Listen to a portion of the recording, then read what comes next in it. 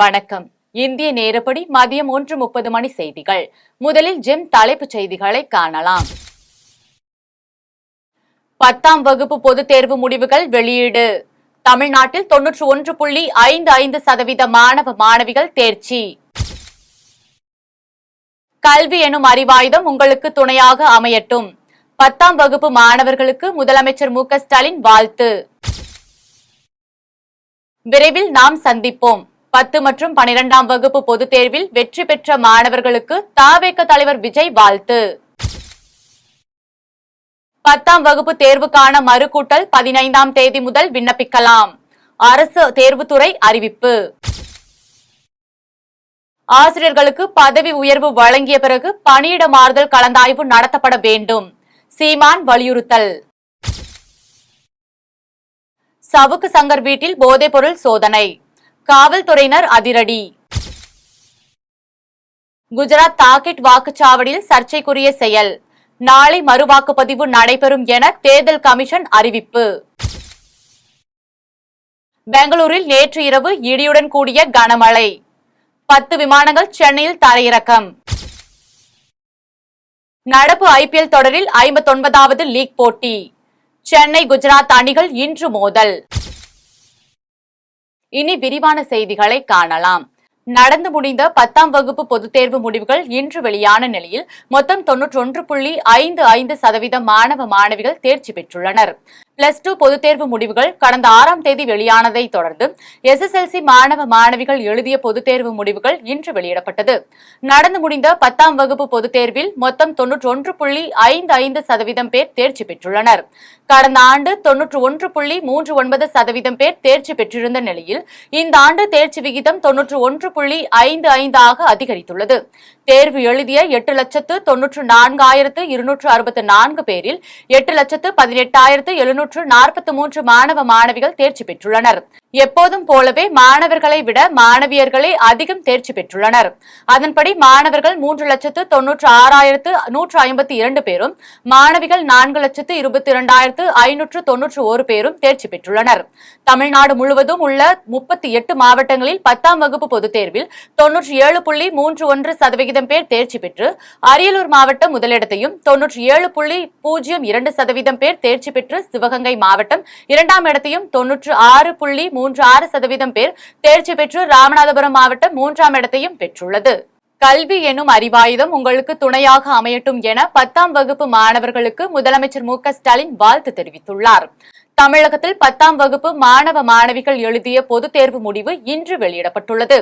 இதில் மொத்தம் 91.55% பேர் பொதுத் தேர்வில் தேர்ச்சி பெற்ற நிலையில் கடந்த ஆண்டை விட தேர்ச்சி விகிதம் அதிகரித்துள்ளது.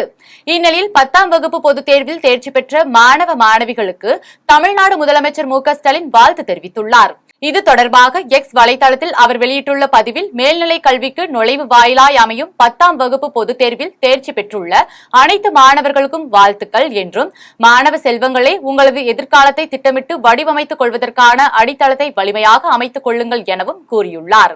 மேலும் குறைவான மதிப்பெண் பெற்றவர்கள் அடுத்த வாய்ப்புகளை பயன்படுத்திக் கொள்ளுங்கள் என்றும் உங்களது பாதைக்கு வழிகாட்ட நான் முதல்வன் உள்ளிட்ட நமது அரசின் திட்டங்கள் உள்ளது என கூறிய அவர் கல்வி எனும் அறிவாயுதம் உங்களுக்கு என்றும் துணையாக அமையட்டும் என்று தெரிவித்தார். சென்னையில் சவுக்கு சங்கருக்கு சொந்தமான வீடுகள் மற்றும் அலுவலகத்தில் தேனி போலீசார் அதிரடி நடவடிக்கை மேற்கொண்டுள்ளனர். தனியார் யூடியூப் சேனல் ஒன்றில் பேட்டியளித்த சவுக்கு சங்கர் காவல்துறை உயரதிகாரிகள் மற்றும் பெண் காவலர்களை குறித்து அவதூறான கருத்துக்களை தெரிவித்ததாக கூறப்படுகிறது. இந்த வழக்கில் சவுக்கு சங்கரை கடந்த 4ஆம் தேதி தேனி அருகே பழனிசெட்டிப்பட்டியில் வைத்து போலீசார் கைது செய்தனர். அப்போது அவருடைய காரில் இருந்து கஞ்சாவையும் போலீசார் பறிமுதல் செய்தனர். இந்நிலையில் சென்னையில் யூடியூபர் சவுக்கு சங்கர் வீட்டில் போலீசார் அதிரடி சோதனை நடத்தி வருகின்றனர். மதுரவாயலில் உள்ள வீடு, தி நகரில் உள்ள அலுவலகம் உள்ளிட்ட இடங்களில் போலீசார் சோதனை நடத்தி வருகின்றனர். இதையடுத்து கஞ்சா பரிமாற்றம் தொடர்பாக நீதிமன்ற உத்தரவுப்படி தேனி போலீசார் இந்த அதிரடி நடவடிக்கையை மேற்கொண்டுள்ளனர். இதில் மதுரவாயல் தாசில்தார், வருவாய்த்துறை அதிகாரிகள் மற்றும் மதுரவாயல் போலீசாருடன் உள்ளனர். மேலும் சென்னையில் தொடர்ந்த வழக்குகள் தொடர்பாக எழும்பூர் நீதிமன்றத்தில் சவுக்கு சங்கர் இன்று ஆஜர்படுத்தப்படுகிறார் என்பது குறிப்பிடத்தக்கது. குஜராத் மாநிலத்தில் உள்ள தாகெட் வாக்குச்சாவடியில் ஏற்பட்ட சர்ச்சைக்குரிய செயலால் நாளை மறுவாக்குப்பதிவு நடைபெறும் என தேர்தல் கமிஷன் அறிவித்துள்ளது. குஜராத் மாநிலத்தில் கடந்த 7ஆம் தேதி ஒரே கட்டமாக நாடாளுமன்ற தேர்தல் நடைபெற்றது. இந்நிலையில் தாகெட் தொகுதிக்குட்பட்ட பாரத் தம்பூர் வாக்குச்சாவடியில் அந்த தொகுதியின் பாஜக எம்பி ஜஸ்வந்த் சிங் பாபோரின் மகன் விஜய் பாபோர் வாக்களிக்க சென்றார். அப்போது அவர் வாக்குச்சாவடிக்குள் நடைபெறும் நிகழ்வுகளை தனது இன்ஸ்டாகிராம் பக்கத்தில் நேரலையில் ஒளிபரப்பினார். இது மட்டுமின்றி வேறு 2 வாக்காளரின் வாக்குகளையும் அவர் வாக்களித்துள்ளார். இது பெரும் சர்ச்சையை கிளப்பிய நிலையில் பார்த்தம்பூர் வாக்குச்சாவடியை பாஜகவினர் கைப்பற்றி கள்ள ஓட்டு போட்டதாக காங்கிரஸ் சார்பில் தேர்தல் கமிஷனில் புகார் செய்யப்பட்டது. இதனிடையே கள்ள ஓட்டு போட்ட குற்றச்சாட்டில் விஜய் பாபோரை காவல்துறையினர் கைது செய்தனர். இந்த நிலையில் நேரலில் ஒளிபரப்பால் சர்ச்சைக்குள்ளான பாரத்தம்பூர் வாக்குச்சாவடியில் நாளை மறுவாக்குப்பதிவு நடைபெறும் என தேர்தல் கமிஷன் அறிவித்துள்ளது. பெங்களூரில் பலத்த கனமழை காரணமாக தரையிறங்க முடியாத 10 விமானங்கள் சென்னை விமான நிலையத்தில் தரையிறக்கப்பட்டது. பெங்களூருவில் நேற்று இரவு சூறைக்காற்று இடி மின்னலுடன் கூடிய பலத்த மழை பெய்ததால் பெங்களூருவில் விமானங்கள் தரையிறங்குவதில் சிக்கல் ஏற்பட்டது. இதனால் பெங்களூரு விமான நிலையத்தில் தரையிறங்க வேண்டிய சிங்கப்பூர், கோவா, மும்பை, டெல்லி, ஹைதராபாத், ராஞ்சி, லக்னோ உள்ளிட்ட 10 விமானங்கள் நேற்றிரவு சென்னைக்கு திருப்பிவிடப்பட்டது. இந்த விமானங்களில் பயணம் செய்த பயணிகளுக்கு சென்னையில் உணவு மற்றும் தண்ணீர் வசதிகள் ஏற்பாடு செய்து கொடுத்தனர். இந்த நிலையில் இன்று அதிகாலை பெங்களூருவில் வானிலை சீரடைந்ததால் 10 விமானங்களும் சென்னையிலிருந்து ஒன்றன் பின் ஒன்றாக பெங்களூருவுக்கு புறப்பட்டு சென்றது. நெல்லை காங்கிரஸ் நிர்வாகி ஜெயக்குமாரின் மரண வழக்கில் அவரது மாயமான செல்போனை தேடும் பணி தீவிரமாக நடைபெற்று வருகிறது.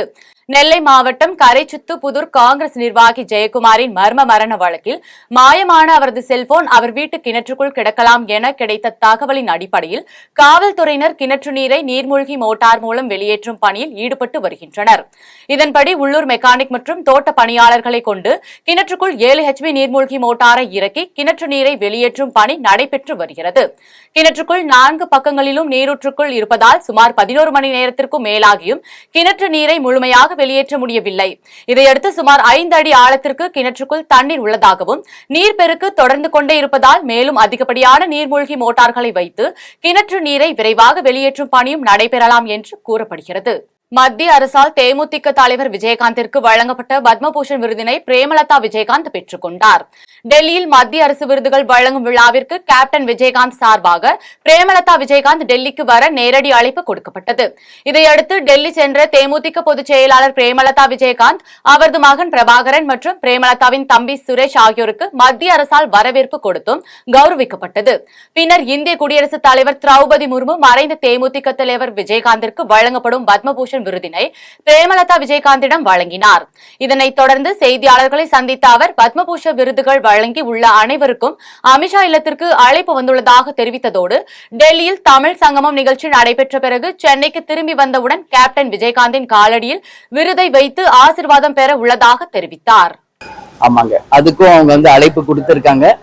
அமித்ஷா ஜி அவங்க வீட்டுல நைட்டு டின்னர் எல்லாருக்குமே, அதாவது இன்னைக்கு யாரெல்லாம் அவார்ட் வாங்குறாங்களோ அனைவருக்குமே மினிஸ்ட்ரி ஆஃப் ஹோம் அஃபேர்ஸ் இருந்து இன்விடேஷன் கொடுத்துருக்காங்க. அந்த விருதுலையும் அந்த விருது வாங்கிட்டு அந்த விருந்துலையும் நாங்க 3 பேருமே கலந்துக்கிறோம். எங்களுடன் இங்க டெல்லியில இருக்கும் எங்களுடைய செயலாளர் நாகராஜ் அவர்களும் முகுந்தன் அவர்களும் கலந்துக்கிறாங்க. இது முடிச்சு நாளைக்கு தமிழ் சங்கத்தின் சார்பாக மிகப்பெரிய ஒரு பாராட்டு விழா கேப்டனுக்கு நடத்த இருக்காங்க. அந்த தமிழ் சங்கத்தில் நடக்கும் பாராட்டு விழாவிலும் நாளை கலந்து கொண்டு நாளை மறுநாள் நாங்கள் சென்னைக்கு திரும்ப இருக்கிறோம். அங்கிருந்து ஒரு பெரிய ஒரு ப்ரொசேஷன் மாதிரி போய் இந்த விருதை கேப்டனுடைய கோவிலுக்கு சென்று அவருக்கு இந்த விருதை அவருக்கு காலடியில வச்சு அந்த ட்ரிபியூட்டை நாங்க கேப்டனுக்கு செலுத்த. அகில பாரத இந்து மகா சபாவின் மாநில தலைவராக ஆறுமுக மாதேஷ் அறிவிக்கப்பட்டுள்ளார். சென்னை சேப்பாக்கத்தில் அகில பாரத இந்து மகாசபா தேசிய தலைவர் முன்னா குமார் அதிகாரப்பூர்வமாக தமிழ்நாடு மாநில தலைவராக ஆறுமுக மாதேஷ் என்பவரை அறிவித்தார். பின்னர் செய்தியாளர்களிடம் பேசிய தேசிய தலைவர் முன்னா குமார் இவ்வாறு தெரிவித்தார். We are committed for making a grand India, a united India, a strong India, so that our country India is known as Vishwaguru again. We are working for establishment of Akhand Hindu Rashtra and making India Vishwaguru again. தொடர்ந்து செய்தியாளர்களை சந்தித்த அகில பாரத இந்து மகாசபா மாநில பொதுச் செயலாளர் உதயகுமார், இப்போ போன மாதத்து கடைசியில் கூட ஒரு யாத்திரா, ஒரு பெரிய யாத்திரா வந்து மேட்டூர்லேருந்து ஆரம்பித்து வெள்ளிங்கிரி போய் அப்படியே வந்து பழனியில் வந்து முடித்தோம். ஒரு 400-500 பேரோட. ஸோ இந்துக்களை எழுச்சி, இந்துக்களை ஒருங்கிணைக்கிறது தான் இந்த அகில பாரத இந்து மகாசபாவோட நோக்கம். இது எல்லாரையும் அதுக்காக வந்து முஸ்லீம் கிறிஸ்டினை பிரிக்க அந்த மாதிரி இல்லை, எல்லாத்தையும் தான் ஆர்கனைஸ் பண்ணுறோம். பட் எங்கள் ஃபோக்கஸ் வந்து கோயில் எல்லாத்தையும் மீட்டணும். அறநிலைத்துறையிட்டு இருந்து அறநிலைத்துறையே இருக்கக்கூடாது, அதோட இதில் இருக்கும். அதே மாதிரி இங்கே இப்போ பார்த்திங்கன்னா சமீபத்தில் மழை இல்லாமல் விவசாயிகள் ரொம்ப கஷ்டப்படுறாங்க. அதுக்கான சில ஆர்கனைஸ் இதுவும் பண்ணியிருக்கோம். சென்ட்ரல் கவர்மெண்ட்டுக்கும் சில இது சொல்கிறோம். அதே மாதிரி மாநில சிஎம் கிட்டேயும் சில அப்பாயின்மெண்ட் கேட்டிருக்கோம், பார்த்து கொஞ்சம் சில இம்ப்ளிமெண்ட்லாம் பண்ணுறக்கு. ஸோ அதை அப்கமிங் டேஸில் அதெல்லாம் பண்ண போகிறோம். சின்னமனூரில் அருகே ஓய்வு பெற்ற அஞ்சல் நிலைய அதிகாரி மனோகரனின் பணி நிறைவு விழாவில் கலந்து கொண்ட அஞ்சல் நிலைய ஊழியர்கள் தங்களது மேல் அதிகாரிகளிடம் பல ஆண்டு கோரிக்கையை முன்வைத்தனர். தேனி மாவட்டம் சின்னமனூர் அருகே உள்ள கன்னிசேர்வைப்பட்டி அஞ்சல் அலுவலகத்தில் 43 வருடங்கள் சிறப்பாக பணியாற்றி ஓய்வு பெற்ற அஞ்சல் நிலைய அதிகாரி மனோகரனின் பணி நிறைவு பாராட்டு விழா நடைபெற்றது. விழாவில் தேனி மாவட்ட கிராமப்புற அஞ்சல் நிலைய முதன்மை அதிகாரிகள் கலந்து கொண்டு தலைமை மற்றும் முன்னிலை வகித்தனர். விழாவில் கிராம அஞ்சல் நிலைய ஊழியர்கள் பல ஆண்டு காலமாக தங்கள் கோரிக்கைகளை தொடர்ந்து மத்திய மாநில அரசுகளிடம் வலியுறுத்தி வருவதாக தங்களது மேல் அதிகாரிகளிடம் கோரிக்கை வைத்தனர். இறுதியில் மனோகரனின் குடும்பத்தார்கள் விழாவில் கலந்து கொண்டவர்களுக்கு நன்றி தெரிவித்தனர். இதனையடுத்து செய்தியாளர்களை சந்தித்த மனோகரன் இவ்வாறு தெரிவித்தார். இந்தியா ஃபுல்லா எந்த போஸ்ட் ஆச்சுன்னா எந்த இது இல்லாமல் ஆதார் கார்டு போட்டு காமிச்சு எந்த போஸ்ட் ஆச்சு கேட்க பணத்தில் எடுத்துக்கலாம். ஐடி அக்கௌண்ட் ஓப்பன் பண்ணி அவர் எடுத்துக்கலாம். இவ்வளோ மாநில இலாக்கி வந்தோம். இன்னும் சம்பளம் வந்து தரல, இது வரைக்கும் பென்ஷன் வரல. அப்புறம் வெயிட்டேஜ்னு ஒன்று சொன்னாங்க, அந்த வெயிட்டேஜ் இது வரைக்கும் கொடுக்குறது. ஆனால் நாங்கள் பல கட்டமாக போராடி இது வரைக்கும் எந்த ஒரு தீர்வும் கிடைக்கல. இனிமேல் வந்து எதிர்காலத்தில் வந்து அவங்களுடைய உயிர் பாதுகாப்பு அந்த இதெல்லாம் இடைஞ்சல் நிறைய இடையூறுகள் இருக்கிறது. எப்படி என்றால், அதாவது அவர்கள் வந்து இந்த ஒரு 15,000 நாங்கள் வேலை 1108 ரூபா சம்பளம். அந்த சம்பளத்திலிருந்து இப்போ வந்து இப்போதான் வந்து எனக்கு 43 வருஷம் வச்சு 20,000 கொடுக்குறாங்க. அதனால் இனி வரும் காலத்தில் என்னுடைய பணிபுரியும் செலவு போஸ்ட் ஆஃபீஸ் ஊழியர்களுக்கு எல்லா சேவையும் வந்து கேட்டுக்கொள்கிறேன். உத்திரமேரூர் சுற்றுப்பகுதியில் மேற்கொள்ளப்படும் அரசு பணிகளை காஞ்சிபுரம் மாவட்ட சிறப்பு கண்காணிப்பு அலுவலர் டாக்டர் செந்தில்குமார் ஆய்வு செய்து அறிவுரை வழங்கினார். காஞ்சிபுரம் மாவட்ட சிறப்பு கண்காணிப்பு அலுவலர் டாக்டர் செந்தில்குமார் உத்திரமேரூர் பகுதியில் செயல்பட்டு வரும் திட்டங்கள் மற்றும் பல்வேறு பணிகளை ஆய்வு செய்தார். உத்திரமேரூர் பேரூராட்சி சார்பில் பொதுமக்களுக்கு முறையாக குடிநீர் வழங்கும் பணிகளை ஆய்வு மேற்கொண்டு புதியதாக கட்டப்பட்டு வரும் நீர்த்தேக்க தொட்டியினை பார்வையிட்டு சுகாதார குடிநீர் கிடைக்கும் வகையில் உபகரணங்கள் பொருத்தி மக்களுக்கு குடிநீர் வழங்க வேண்டும் என தெரிவித்தார். மருந்துகளை பாதுகாக்கும் குளிர்சாதன பெட்டி பயன்படுத்தாமல் 2 இருந்ததை கண்டு உடனடியாக இனிவரும் காலங்களில் அதை பயன்பாட்டிற்கு கொண்டுவர கேட்டுக் கொண்டார். இதனையடுத்து மாவட்ட ஆட்சியர் அலுவலக வளாக மக்கள் நல்லுறவு மைய கூட்டரங்கில் மாவட்டத்தில் செயல்படுத்தப்பட்டு வரும் பல்வேறு திட்டங்கள் குறித்து ஆய்வுக் கூட்டம் மாவட்ட கண்காணிப்பு அலுவலர் செந்தில்குமார் தலைமையில் நடைபெற்றது. ஆய்வின் போது மாவட்ட வருவாய் அலுவலர் வெங்கடேஷ், மாவட்ட ஊரக வளர்ச்சி முகமை திட்ட இயக்குநர் ஜெயக்குமார் உட்பட அரசு அலுவலர்கள் பலர் கலந்து கொண்டனர். நாற்றம்பள்ளி அருகே கல்லூரி மாணவி தூக்கிட்டு தற்கொலை செய்து கொண்ட சம்பவம் அப்பகுதியில் அதிர்ச்சியை ஏற்படுத்தியுள்ளது. திருப்பத்தூர் மாவட்டம் நாற்றம்பள்ளி அடுத்த பொம்மிநாயக்கன்பட்டி பகுதியை சேர்ந்த தமிழரசு மற்றும் ஆனந்தி என்ற தம்பதியினரின் மகள் நதியா தனியார் கல்லூரியில் 1ஆம் ஆண்டு பயின்று வருகிறார். இந்நிலையில் நதியா தனது பெற்றோரிடம் சேலத்தில் நடக்கும் NCC கேம்பிற்கு நான் செல்ல வேண்டுமென கேட்ட நிலையில் நதியாவின் பெற்றோர்கள் அதற்கு மறுப்பு தெரிவித்ததாக கூறப்படுகிறது. இதையடுத்து நதியாவின் தந்தை மற்றும் தாய் ஆகிய இருவரும் வழக்கம் போல வேலைக்கு சென்ற நிலையில் நதியா தன் பாட்டியுடன் வீட்டில் தனியாக இருந்துள்ளார். இதையடுத்து NCC கேம்பிற்கு செல்ல அனுமதி தராததால் மனமுடைந்த நதியா அவருடைய அறையில் தூக்குமாட்டி தற்கொலை செய்து கொண்டுள்ளார். இதுகுறித்து சம்பவம் அறிந்த நாற்றம்பள்ளி போலீசார் சம்பவ இடத்திற்கு விரைந்து வந்து நதியாவின் உடலை மீட்டு திருப்பத்தூர் அரசு மருத்துவமனைக்கு பிரேத பரிசோதனைக்காக அனுப்பி வைத்தனர். மேலும் இந்த சம்பவம் குறித்த போலீசார் வழக்கு பதிவு செய்து விசாரணை மேற்கொண்டு வருகின்றனர். இந்த சம்பவம் அப்பகுதியில் பெரும் அதிர்ச்சியை ஏற்படுத்தியுள்ளது. சங்கரன் கோவில் அருகே வெள்ளாளங்குளம் அரசினர் மேல்நிலைப் பள்ளியில் நடைபெற்ற கல்வி வழிகாட்டுதல் நிகழ்ச்சியில் அரசு பள்ளி மாணவ மாணவிகளுக்கு வழங்கப்படும் பல்வேறு சலுகைகள் குறித்து எடுத்துரைக்கப்பட்டது. தென்காசி மாவட்டம் சங்கரன் கோவில் அருகே உள்ள வெள்ளாளன்குளத்தில் 18 கிராம மக்கள் அறக்கட்டளை சார்பில் அரசு பள்ளிகளில் மாணவர்களின் சேர்க்கையை அதிகரிக்கும் விதமாக கல்வி வழிகாட்டுதல் நிகழ்ச்சி தமிழ் சங்க தலைவர் மணிபாரதி தலைமையில் நடைபெற்றது. வெள்ளாளங்குளம் அரசினர் மேல்நிலைப் பள்ளியில் நடைபெற்ற இந்நிகழ்ச்சியில் பட்டதாரி ஆசிரியர்கள் மற்றும் ஆசிரியர்கள் சிறப்பு விருந்தினர்களாக கலந்து கொண்டு சிறப்புரையாற்றினர். அப்போது பேசிய அவர்கள் அரசு பள்ளிகளில் மாணவ மாணவிகளுக்கு வழங்கப்படும் பல்வேறு சலுகைகள், நீட் தேர்வில் 7.5% இடஒதுக்கீடு உள்ளிட்ட பல்வேறு சலுகைகள் குறித்து எடுத்துரைத்து அரசு பள்ளிகளில் மாணவர்களின் சேர்க்கை அதிகரிப்பது குறித்தும் விளக்க உரை அளித்தனர். இதில் பட்டாடை கட்டி, அமுதாபுரம், மேலாளங்களங்கள் உள்ளிட்ட 18 கிராமங்களைச் சேர்ந்த பொதுமக்கள் தங்கள் குழந்தையுடன் கலந்து கொண்டனர். கோபிச்செட்டிப்பாளையம் அருகே உள்ள காளியம்மன் கோயிலில் தீயணைப்பு மற்றும் மீட்புத்துறை சார்பில் விபத்து ஏற்படும் நேரங்களில் பாதுகாப்பாக செயல்படுவது குறித்த செயல் விளக்க ஒத்திகை நிகழ்ச்சி நடைபெற்றது. ஈரோடு மாவட்டம் கோபிச்செட்டிப்பாளையம் அருகே அமைந்துள்ள பாரியூர் அம்மன் கோவிலில் சாமி தரிசனம் செய்வதற்காக நாள்தோறும் ஆயிரக்கணக்கான பக்தர்கள் வந்து செல்கின்றனர். இந்நிலையில் இக்கோயிலில் பணிபுரியும் ஊழியர்களுக்கு விபத்து மற்றும் அவசர காலங்களில் பாதுகாப்பாக செயல்படுவது குறித்து கோபி தீயணைப்புத்துறை சார்பில் பயிற்சி வழங்கும் முகாம் நடைபெற்றது. கோபி தீயணைப்பு நிலைய அலுவலர் ரமேஷ்குமார் தலைமையில் நடைபெற்ற இந்நிகழ்ச்சியில் கோவில் வளாகத்தில் எதிர்பாராத விதமாக தீ விபத்து ஏற்பட்டால் அதனை எவ்வாறு எதிர்கொள்வது என்பது குறித்து அங்குள்ள ஊழியர்களுக்கு தீயணைப்பு வீரர்கள் மூலம் செயல் விளக்க பயிற்சி வழங்கப்பட்டது. மேலும் இந்நிகழ்ச்சியில் கோவிலின் செயல் அலுவலர் அனிதா மற்றும் அறநிலையத்துறை ஊழியர்கள் உட்பட பொதுமக்கள் பலர் கலந்து கொண்டனர். ஆத்தூர்குப்பம் தேசிய நெடுஞ்சாலையில் வாணியம்பாடி மதுவிலக்கு பிரிவு முதல் நிலை காவலர் டாடா ஏசி வாகனம் மோதிய விபத்தில் ஆறுமுகம் என்பவர் சம்பவ இடத்திலேயே உயிரிழந்தார். சேலம் மாவட்டம் தாரமங்கலம் கிராமத்தை சேர்ந்த ஆறுமுகம் என்பவர் வாணியம்பாடி மதுவிலக்கு பிரிவில் முதல்நிலை காவலராக பணிபுரிந்து வருகிறார். இந்நிலையில் ஏழரைப்பட்டி கிராமத்திலிருந்து பணியை முடித்துவிட்டு இருசக்கர வாகனத்தில் தேசிய நெடுஞ்சாலையில் ஆத்தூர்குப்பம் நோக்கி வந்து கொண்டிருந்தார். அப்போது காட்பாடியில் இருந்து ஆத்தூர்குப்பம் தேசிய நெடுஞ்சாலையில் வந்து கொண்டிருந்த டாடா ஏசி வாகனம் திடீரென ஆறுமுகம் வந்த இருசக்கர வாகனத்தின் மீது மோதியதில் தூக்கி எறியப்பட்டு ஆறுமுகம் சம்பவ இடத்திலேயே உயிரிழந்தார். இதனை அறிந்த டாடா ஏசி வாகன ஓட்டுநர் வாகனத்தை அங்கேயே விட்டுவிட்டு தப்பி சென்றார். இதுகுறித்து தகவல் அறிந்து சம்பவ இடத்திற்கு வந்த நாற்றம்பள்ளி போலீசார் ஆறுமுகத்தின் உடலை மீட்டு திருப்பத்தூர் அரசு மருத்துவமனைக்கு பிரேத பரிசோதனைக்காக அனுப்பி வைத்தனர். மேலும் இந்த சம்பவம் குறித்து நாற்றம்பள்ளி போலீசார் வழக்கு பதிவு செய்து தப்பியோடிய டாடா ஏசி வாகன ஓட்டுநரை தேடி வருகின்றனர். அங்கநாத வலசை பகுதியை சேர்ந்த 200க்கும் மேற்பட்ட பொதுமக்கள் திருப்பத்தூர் வட்டாட்சியர் அலுவலகத்தை முற்றுகையிட்டதால் பரபரப்பு ஏற்பட்டது. திருப்பத்தூர் மாவட்டம் அங்கநாத வலசை பகுதியில் சுமார் 500க்கும் மேற்பட்ட குடும்பங்கள் வசித்து வருகின்றனர். இந்த நிலையில் அப்பகுதியில் மாரியம்மன் கோவில் கட்டப்பட்டு அதற்கு சுற்றுச்சுவர் எழுப்ப ஊர் பொதுமக்களால் முடிவு செய்யப்பட்டு அதற்கான ஏற்பாடுகள் செய்துள்ளனர்.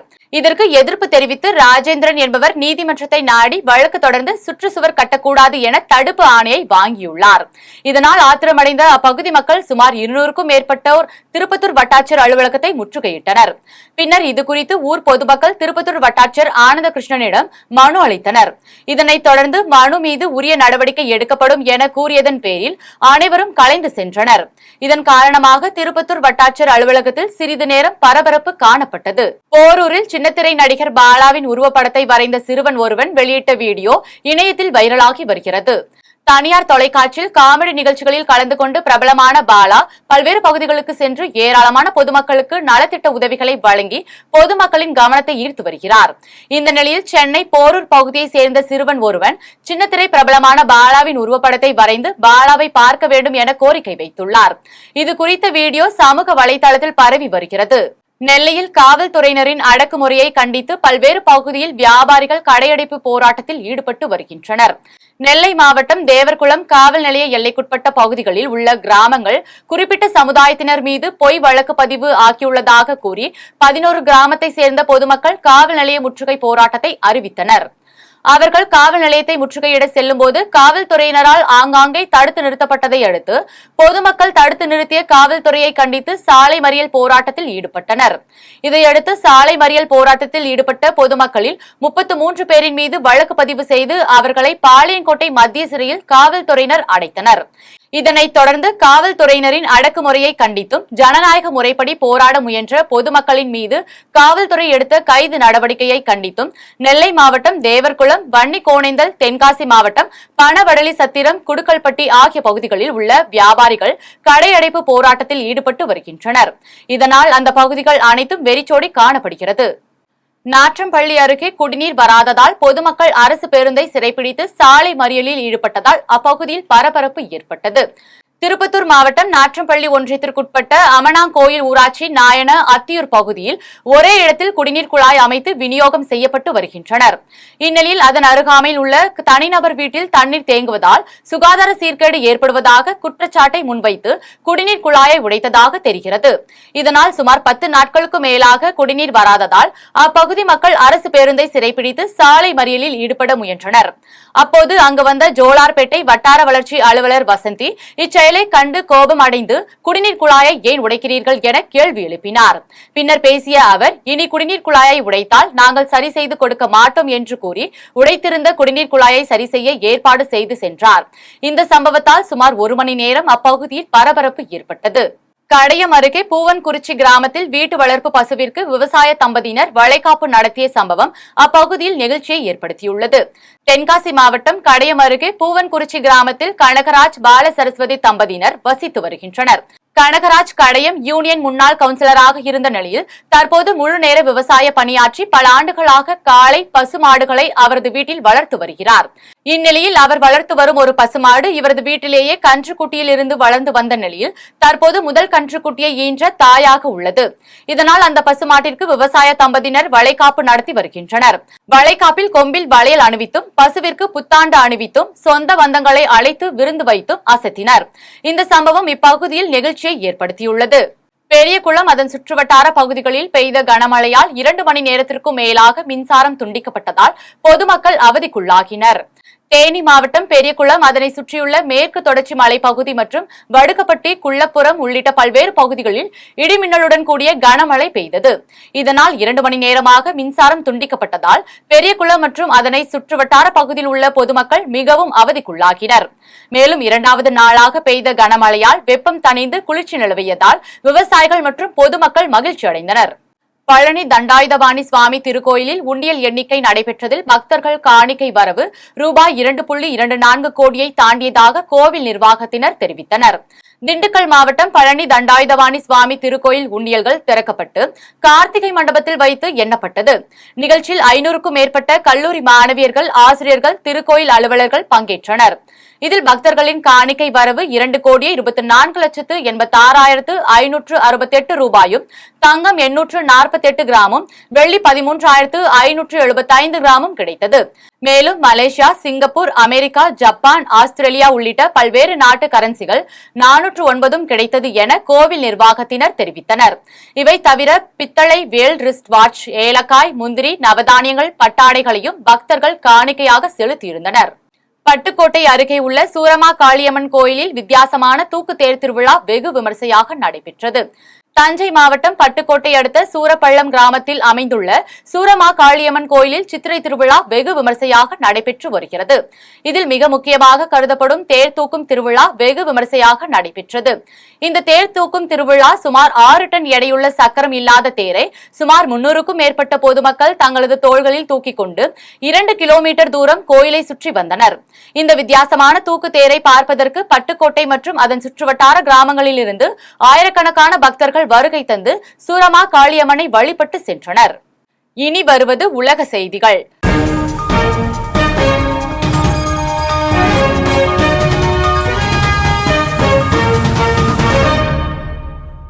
பிரான்சில் சிறுமியை பாலியல் பலாத்காரம் செய்த 11 முதல் 16 வயதுக்குட்பட்ட 10 சிறுவர்களை காவல்துறையினர் கைது செய்தனர். பெல்ஜியம் நாட்டில் பிரான்ஸ் எல்லையொட்டிய மேற்கு பிளாண்டர்ஸ் பகுதியில் மரங்கள் அடர்ந்த வனப்பகுதி ஒன்று உள்ளது. இந்நிலையில் கடந்த மாதம் ஈஸ்டர் பண்டிகையொட்டி பள்ளிகளுக்கு விடுமுறை விடப்பட்டுள்ள நிலையில் 14 வயது சிறுமி தன்னுடைய நண்பருடன் ஒன்றாக பொழுதுபோக்க அந்த வனப்பகுதிக்கு சென்றுள்ளார். அங்கு ஆண் நண்பனும் அவரது தோழர்களும் சிறுமியை பாலியல் பலாத்காரம் செய்துள்ளனர். மேலும் அந்த கும்பல் பலாத்கார தாக்குதலை செல்போனில் வீடியோவை சமூக ஊடகத்திலும் வெளியிட்டு உள்ளனர். இந்த பலாத்கார சம்பவத்தில் ஈடுபட்ட 10 பேரையும் காவல்துறையினர் கைது செய்தனர். மேலும் சிறுவர்கள் அனைவரும் 11 முதல் 16 வயதுக்குட்பட்டவர்கள் என்பதால் 6 பேரை ஓரிடத்திலும் 4 பேரை விட்டு சிறையிலும் வைத்துள்ளனர். இந்த வழக்கில் குற்றவாளிகள் ஒவ்வொருவருக்கும் உள்ள நேரடி மற்றும் மறைமுக தொடர்பு பற்றிய விசாரணை நடந்து வருவதாக காவல்துறையினர் தெரிவித்தனர். இனி வருவது விளையாட்டு செய்திகள்.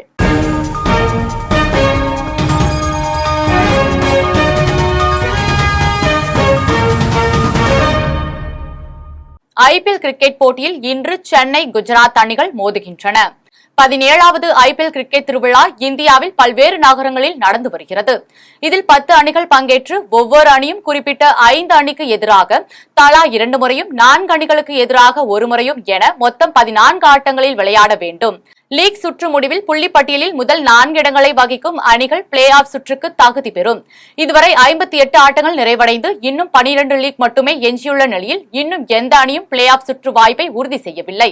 இந்த நிலையில் அகமதாபாத்தில் உள்ள நரேந்திர மோடி மைதானத்தில் இன்று நடக்கும் 59வது லீக் ஆட்டத்தில் சென்னை, குஜராத் அணிகள் மோதுகின்றன. இனி வருவது தங்கம், வெள்ளி விலை மற்றும் பங்குச்சந்தை நிலவரம்.